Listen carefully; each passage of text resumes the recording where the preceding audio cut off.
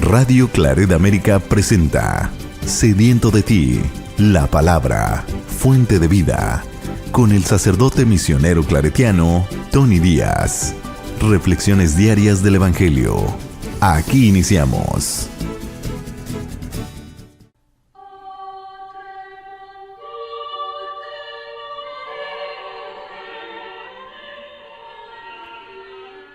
Bienvenidos hermanos a nuestras reflexiones bíblicas de las lecturas del día. Hoy es martes de la séptima semana del tiempo ordinario.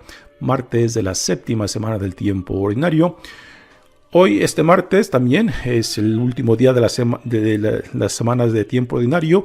Y mañana, miércoles de ceniza, tendremos el principio de la temporada cuaresmal que nos preparará para las celebraciones más solemnes de nuestra fe cristiana, la pasión, muerte y resurrección de nuestro Señor Jesucristo.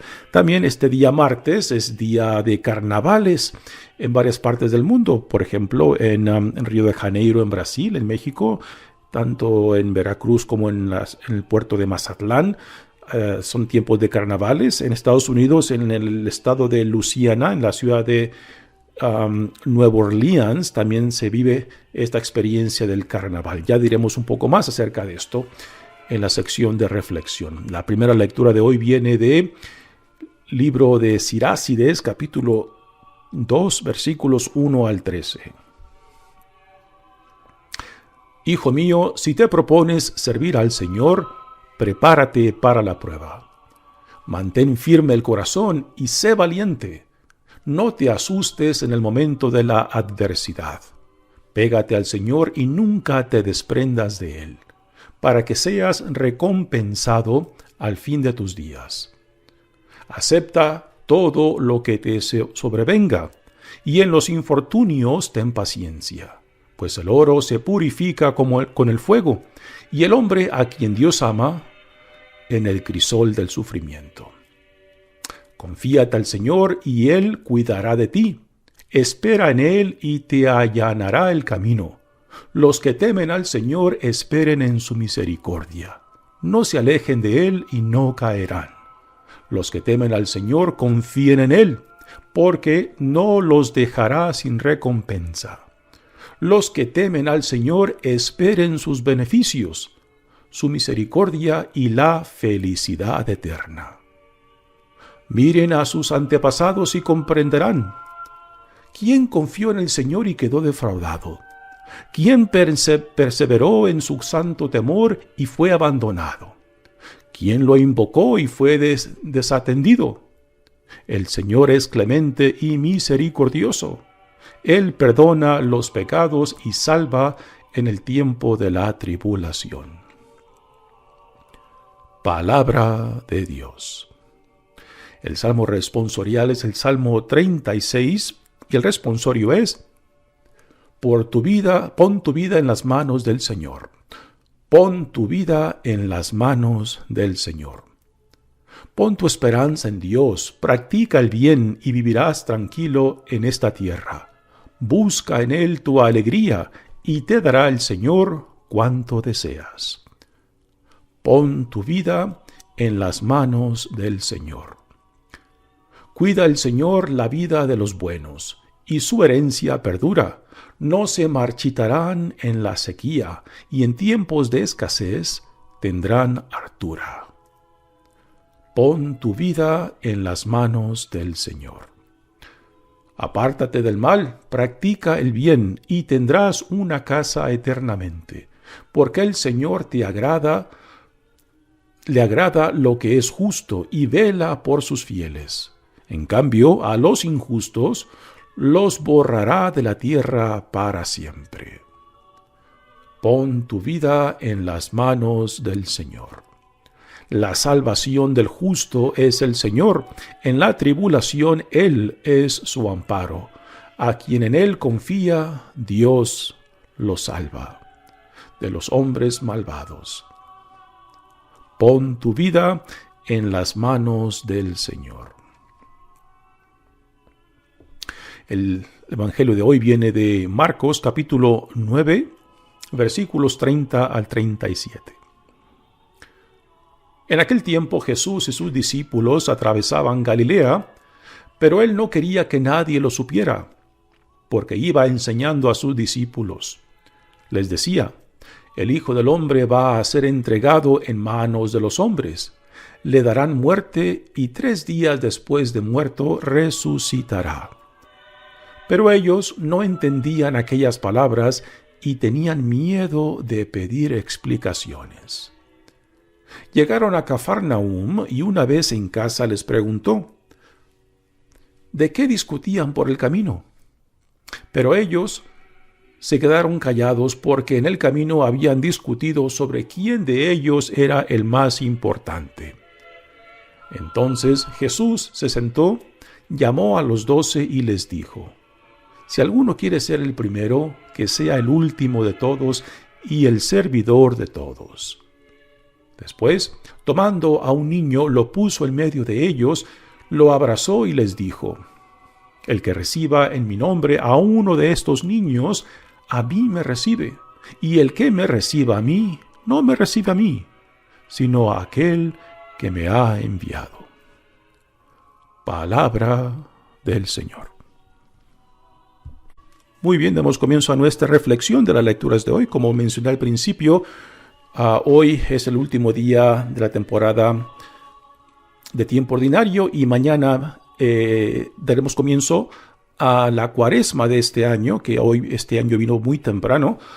Ya estamos a apenas mediados de febrero y ya prácticamente no hace mucho que terminamos las celebraciones navideñas y ya estamos a principios de la temporada cuaresmal. En inglés a este día martes le llaman Fat Tuesday o martes de engorda, ¿no? Porque este día previo al miércoles de ceniza pues son los tiempos de carnavales y en los carnavales pues es una experiencia de exceso, ¿no? La idea original de los carnavales, particularmente previos a la cuaresma, era de que en el carnaval pues se consume, se vive lo que uno va, digamos, a sacrificar o a ofrecer a Dios durante la cuaresma. Es una actitud, digamos, muy no muy digna del cristianismo, ¿no? Porque a veces, pues, en este día martes de engorda, pues, a veces los excesos son tremendos. Y durante la cuaresma, pues, no simplemente dejamos de hacer estas cosas para después retomarlas otra vez. La cuaresma es una invitación para la conversión más profunda. Así que no simplemente tomemos estas nociones populares de lo que es ni el martes hoy y después lo que será la cuaresma empezando mañana. La palabra carnaval es una palabra compuesta. Carna hace referencia a carne y vale hace referencia a Dios. O sea, la palabra carnaval significa decir adiós a la carne, ¿no? Y es lo que está detrás del principio de la cuaresma, empezando con el miércoles de ceniza. Es la disciplina de evitar ciertas comidas como una expresión de la fe, como una expresión del llamado que Dios nos da a la conversión. Lo importante no es la carne, ni el pescado o las diferentes dietas a las cuales nos sometemos durante la cuaresma. No, es el decir adiós a la carne es más una actitud de penitencia, una actitud de conversión, una actitud de regresar a Dios Padre para retomar nuestra dignidad y no simplemente nosotros decir adiós a algunas cosas y después regresar a lo mismo sin que haya ocurrido en nosotros un cambio, una transformación. Así que este día martes de engorda, que no sea simplemente una vivencia de excesos, sino un acto de conciencia de que estamos por entrar a una temporada muy importante en nuestro caminar de la fe cristiana. La primera lectura viene a través del libro de Sirácides, y aquí el tema que se nos presenta es de que si Dios nos llama al servicio, entonces hemos de estar conscientes de que el servicio a Dios implica de que vamos a ser puestos en prueba, no porque Dios te quiera probar a ver qué tan buena madera eres, sino de que el servicio a Dios cada vez nos tiene que purificar más y más, porque hay muchas tentaciones que se interponen ante nuestro llamado, ¿no? Y así como Jesús mismo fue tentado en el desierto por 40 días antes de empezar su ministerio público, y aún después de que él empieza su ministerio público, constantemente Jesús fue tentado, fue atacado, ¿no? Y lo que Jesús nos modela es precisamente lo que tenemos en esta lectura de hoy del libro de Sirácides. En cierta manera, Jesús, como un San Pablo también, encarnan claramente este sentido del llamado, ¿no? De que no porque Dios nos ha llamado ya Él nos librará de todo sufrimiento, de todas pruebas, de todas tribulaciones. No, todo lo contrario. El servicio a Dios y identificarnos con la voluntad de Dios nos va a poner en contradicción con los valores del mundo. Y por tanto el mundo pues rechazará, se opondrá y hasta perseguirá a aquellos que son discípulos del Señor y servidores de Dios, ¿no? Y de esto no nos hemos de sorprender. Así que esta lectura de Sirácides nos lleva a tener claramente las consecuencias y significado del llamado que Dios nos hace al servicio. Dice: Hijo mío, si te propones servir al Señor, prepárate para la prueba. Prepárate, o sea, de que tengas conciencia de las implicaciones. Jesús mismo a sus discípulos constantemente les habló de estos, ¿no? El que quiera seguirme, que se niegue a sí mismo, que tome su cruz y me siga, ¿no? Prácticamente en diferentes palabras es lo que nos va a decir el autor de esta lectura. Dice: mantén firme el corazón y sé valiente. No te asustes en el momento de la adversidad. Pégate al Señor y nunca te desprendas de Él, para que seas recompensado al fin de tus días. Y aquí hay que hacer una pausa para desempacar esta palabra recompensación.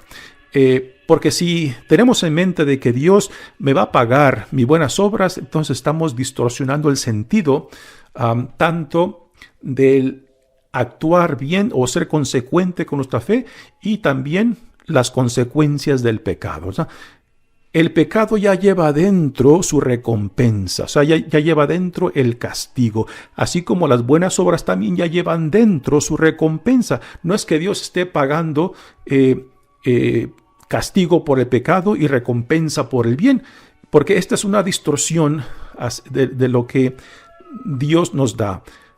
Cuando Dios nos llama a la fidelidad, a la compasión, a la justicia, no es porque Él nos va a pagar, sino porque identificarnos con esos valores fundamentales de nuestra identidad como hijos e hijas de Dios ya llevan dentro esas recompensas. Y yo me comprometo a seguir a Dios y tú te comprometes a Dios, y como iglesia nos comprometemos a seguir a Dios no porque Dios nos va a pagar, sino porque el vivir de esta manera es lo que significa ser hijo o hija amado de Dios, es lo que significa ser ciudadano del reino de Dios. Así que con Dios no nos comprometemos con Él simplemente por una recompensa. Nos comprometemos con Él porque nos identificamos con la visión del reino, porque nos identificamos con los valores que Jesús nos modela para nosotros, ¿no? Y cuando las Escrituras hablan de recompensas, no debe de ser esto lo que nos motive, sino el amor, la confianza, la entrega, fidelidad y sumisión a Dios. Y ya dentro de todo esto, de la sumisión, de entrega, compromiso, ya va dentro lo que a últimas nos fortalecerá y nos formará según a la imagen de Jesús mismo. Dice: acepta todo lo que te sobrevenga y en los infortunios ten paciencia. La paciencia, la perseverancia como la humildad son compañeras fundamentales de la fe. Repito esto porque es importante. La paciencia, la perseverancia y la humildad son compañeras íntimas de la fe. Por esto aquí los menciona el autor. En los infortunios ten paciencia, pues el oro se purifica con el fuego y el hombre a quien Dios ama en el crisol del sufrimiento. O sea que el sufrimiento mismo puede ser fuente para que nos fortalezca, para que nos ayude cada vez más a purificar nuestras motivaciones según la voluntad de Dios Padre para con nosotros. Confíate al Señor, dice la lectura, y Él cuidará de ti.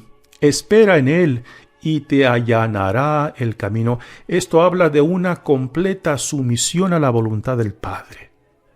Esto habla acerca de una identificación plena con la voluntad de Dios Padre y de que no hay otra opción más que su voluntad. Repito, esto es lo que Jesús mismo nos modela para con nosotros. Lo mismo encontramos en María, lo mismo encontramos en un San Pablo. Una completa identificación y que nunca se dejan definir por el mundo o las acciones o comentarios de otros, sino que su forma de ser, su forma de vivir, su forma de relacionarse lo determina quién dice Dios que son. Dios a Jesucristo le dice en su bautismo: tú eres mi Hijo amado, y esta es la identidad y dignidad por medio de la cual Jesús se lanza al mundo. Esto mismo Dios lo dice de nosotros. ¿De dónde recibimos nuestra identidad y dignidad? La recibimos de Dios mismo, quien nos dice lo mismo que le dijo a su Hijo amado Jesucristo: tú eres mi Hijo, tú eres mi hija amada en quien me complazco. Y esta debe de ser la identidad y dignidad que nos defina y que nos lance al mundo, y que nunca permitamos de que ni el mundo ni otros nos quiten esta identidad y sea reemplazada con otra. Confíate al Señor y Él cuidará de ti. Espera en Él y te allanará el camino. Los que temen al Señor esperen en su misericordia. No se alejen de Él y no caerán. Los que temen al Señor confíen en Él, porque no los dejará sin recompensa. Los que temen al Señor esperen sus beneficios, su misericordia y la felicidad eterna. Aquí también hay que hacer una pausa para aclarar una cosa. El ser creyentes, es el siervo de Dios, no significa de que no vamos a sufrir. Jesús mismo nos deja eso bien claro. Él, siendo el Hijo amado de Dios, mira dónde acabó, ¿no? Ahora, el vivir según nuestra fe, el vivir esperando en el Señor, el vivir confiando en el Señor, no significa de que todo saldrá bien. No es eso lo que Él nos dice. Lo que sí nos dice es de que pase lo que pase, tú estarás bien, a pesar de lo que el mundo te eche encima, ¿no? Porque sabemos por experiencia y por las experiencias de otros en la historia de la iglesia de que no todo salió bien, pero que ellos estuvieron bien bajo la gracia de Dios, puesto que la muerte no es la última palabra, puesto que el sufrimiento no es la última palabra, puesto que las injusticias no fue la última palabra. A últimas, la gracia, el amor y la justicia de Dios se impone. Y este es el mensaje central de esta lectura. Miren a sus antepasados y comprenderán. ¿Quién confió en el Señor y quedó defraudado? Nuevamente aquí el sentido del triunfo, el sentido del éxito no es según el mundo, no es según los valores de la sociedad dentro de la cual vivimos. Aquí los valores es la fidelidad, la confianza, la entrega, la sumisión en confianza al Señor, ¿no?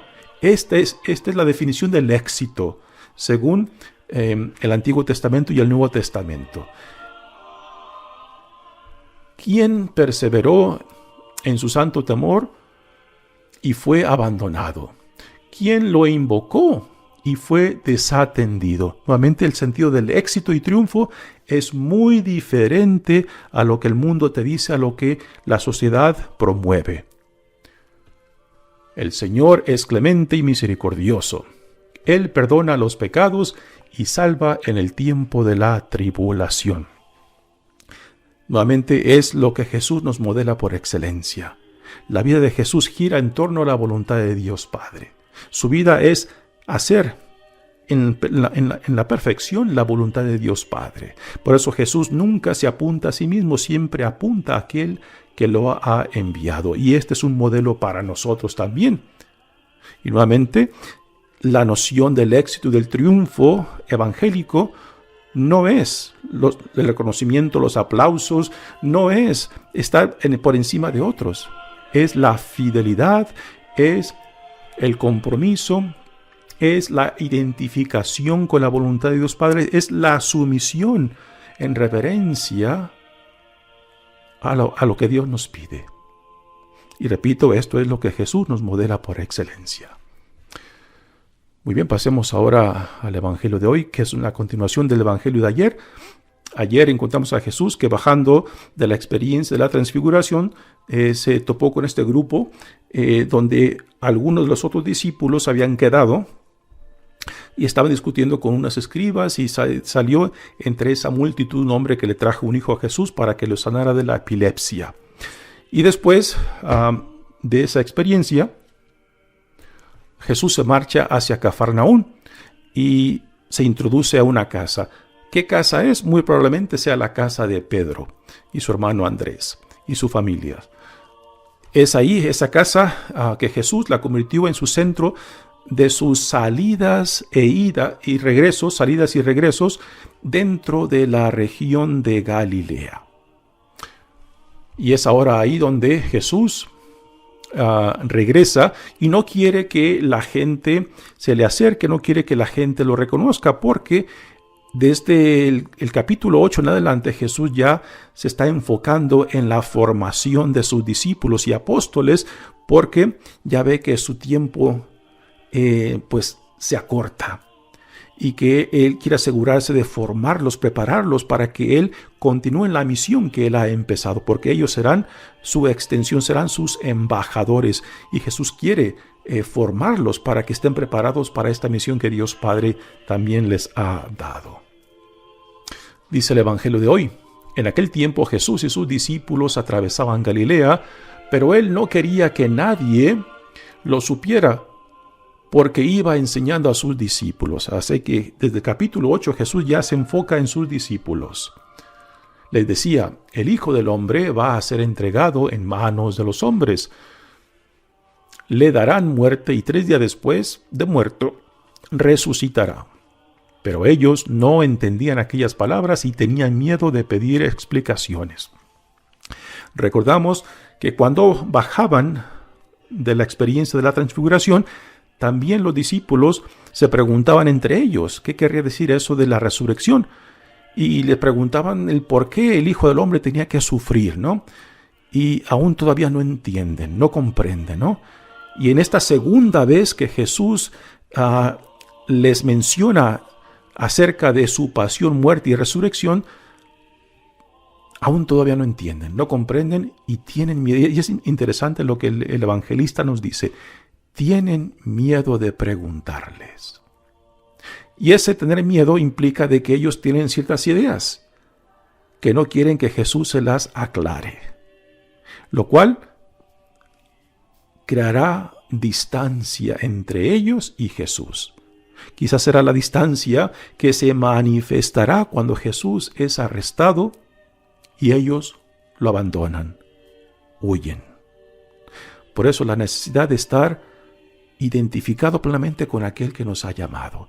Y hasta este punto los discípulos, apóstoles, no se encuentran en ese lugar de identificación. Les tomará todavía mucho tiempo. Y esto, para nosotros que leemos este evangelio, pues igualmente nos pone esta pregunta: ¿dónde tú te encuentras en este caminar con Jesús, ¿no? Si estás dispuesto a seguir los pasos de nuestro Señor, si estás dispuesto también a sufrir las consecuencias del compromiso, las consecuencias del discipulado, las consecuencias del amor, las consecuencias de la misericordia, las consecuencias de la justicia de Dios, ¿no? Esta es la pregunta que también se nos hace a nosotros que leemos este evangelio. Y ahora ya se introducen a la casa en Cafarnaún, y Jesús ahora les hace una pregunta interesante. ¿De qué discutían en el camino? Esta expresión en el camino también es un detalle muy interesante. Antes de que los cristianos fueran conocidos con el nombre de cristianos, se les decían que eran gente en el camino, puesto que Jesús es el camino, es la verdad, es la vida, ¿no? Así que esta expresión de que discutían en el camino mientras caminaban con Él. También debe de ser algo que nos recuerde también que también nosotros estamos en esta jornada junto con Él, y que a veces entre nosotros, pues, cuando no entendemos, cuando estamos confusos y que no queremos que Dios aclare las cosas por el miedo que nos domina, pues preferimos mejor vivir en la oscuridad. Y esto es donde se encuentran los discípulos en este evangelio. Pero ellos se quedaron callados porque en el camino habían discutido sobre quién de ellos era el más importante. Un detalle impresionante. Recordamos que esta es la segunda vez que Jesús les habla de su pasión, muerte y resurrección. Y quizás, aunque tienen miedo de preguntar que les aclare qué significa eso, quizás entre ellos ya vienen hablando acerca de, bueno, y si Jesús muere, y si Jesús ya no está más con nosotros, ¿quién entre nosotros será el primero? ¿Quién será el jefe? ¿Quién estará por encima del resto, no? Así que quizás ellos ya, aunque no entienden claramente el significado de las palabras de Jesús, se han hecho algunas ideas de que, ¿qué tal si Jesús se nos quita? ¿Qué tal si Jesús muere? ¿Qué va a pasar con nosotros? ¿Qué haremos con esto que hemos empezado? Porque ya han tenido experiencia del poder de Dios en sanaciones, en expulsiones de demonios, y quizás ya sienten cierta confianza, pero aún no han entendido el significado del llamado al servicio. Y es ahora cuando Jesús les da esta lección acerca del llamado que Dios por medio de Jesús les ha dado al servicio del reino. Entonces Jesús se sentó, llamó a los 12 y les dijo, si alguno quiere ser el primero, que sea el último de todos y el servidor de todos. El llamado de Dios es el llamado al servicio del reino que Dios está inaugurando en Jesucristo, al servicio de nuestros hermanos. Así que cualquier tipo de liderazgo dentro de la comunidad del reino, dentro de la iglesia, es un llamado al servicio. Y el mismo problema que hemos manifestado aquí entre ellos, que se pregunta quién será el más importante, pero ellos tienen esta idea de importancia, de liderazgo según la sociedad de ellos, según el mundo en el cual viven, de estar encima, de dar órdenes, de sentirse dueños del servicio al cual fueron llamados. Y no somos dueños del servicio al cual somos llamados, el dueño es Dios.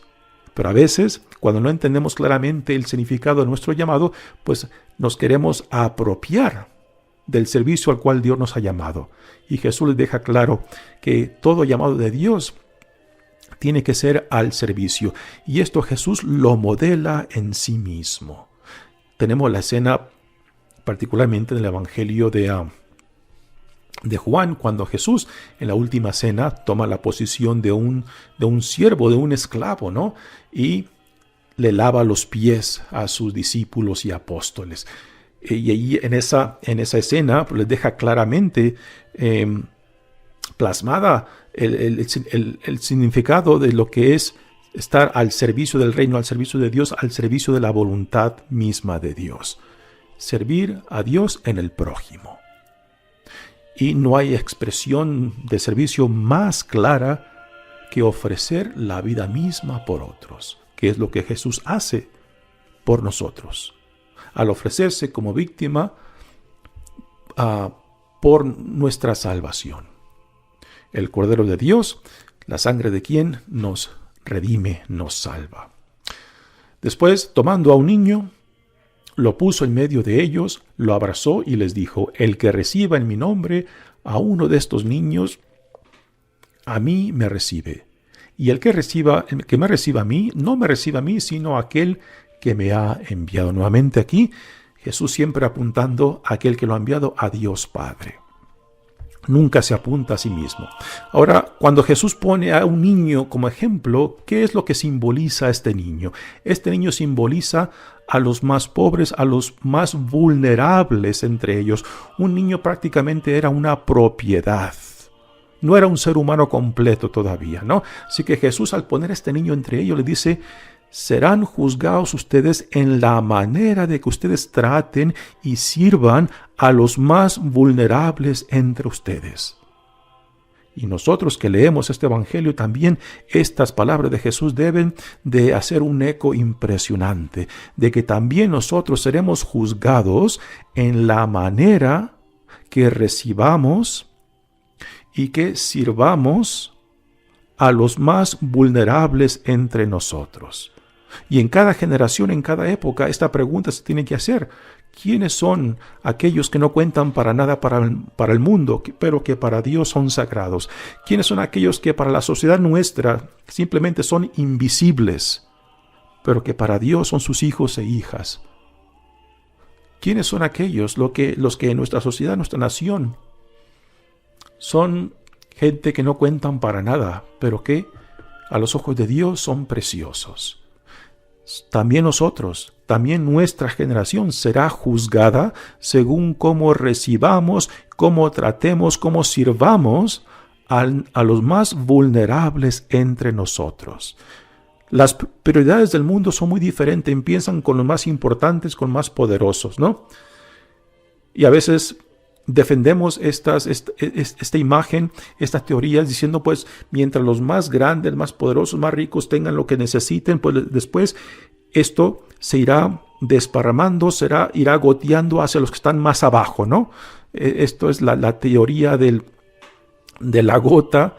En inglés le llaman the trickle down theory, la teoría de que la abundancia goteará o se derramará de arriba para abajo. Y sabemos por experiencia que no siempre funciona esto, que los poderosos, los ricos, los que están muy a gustos a veces no comparten de lo que tienen con los que están más abajo, ¿no? Y aquí Jesús nos dice de que seremos juzgados no según la pirámide como el mundo la propone, sino poniendo los ojos, poniendo la justicia, poniendo el amor en los más vulnerables entre nosotros. En cierta manera, lo que Jesús nos propone aquí es poner la pirámide al revés, donde los más vulnerables, los más necesitados están arriba y el resto abajo. Es un reto impresionante, es un reto que nos debe cuestionar, pero no podemos negar el mensaje que aquí Jesús nos propone. Mi nombre es Padre Tony Díaz, misionero claretiano. Que Dios los bendiga. Radio Claret América presentó Sediento de ti, la palabra. Fuente de vida. Sus comentarios son importantes. Contáctenos en radioclaretamerica@gmail.com.